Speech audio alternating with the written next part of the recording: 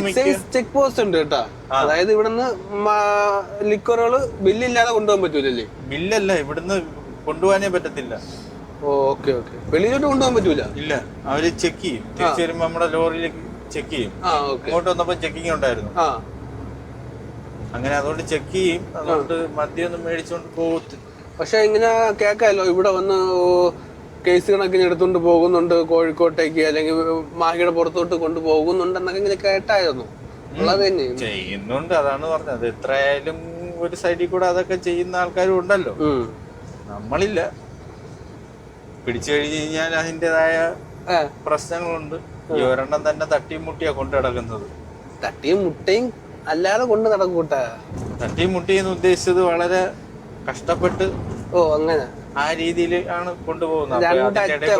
അതെ അതെ, രണ്ടറ്റം കൂട്ടിമുട്ടിപ്പിക്കാൻ വളരെ കഷ്ടപ്പെടുന്നൊരു യുവാവ്.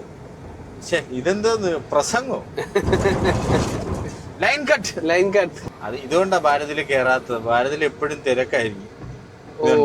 വണ്ടി ഇടാനോ ഒന്നിനും സൗകര്യമില്ല. അപ്പൊ ഏറ്റവും ആദ്യം വരുന്നത് ഭാരതാണ് അല്ലേ? അതായത് ഹൈവേന്ന് ഏറ്റവും ഫസ്റ്റ് കടന്നു പോകുമ്പോൾ ഭാരത് പെട്രോളിയം ആണ്.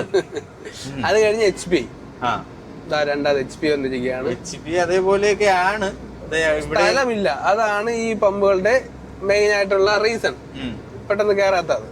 നമ്മൾ വന്നപ്പോ തന്നെ 2 കുറ്റിയിലും, അതായത് 2 ഇതിലും ആളുണ്ടായിരുന്നു. ഇവിടെയും തിരക്ക് കാണും, എന്നാലും വണ്ടി അങ്ങ് അകത്തേറിയിരിക്കും. അതെ. അപ്പൊ നമ്മൾ മൂന്നാമതായിട്ട് ഇന്ത്യൻ ഓയിലോട്ട് കയറാൻ പോവുകയാണ്. ഇവിടത്തെ സൗകര്യമാണ് സൗകര്യം. ഒരു 10 വണ്ടി നിരത്തിയിടാം അല്ലേ?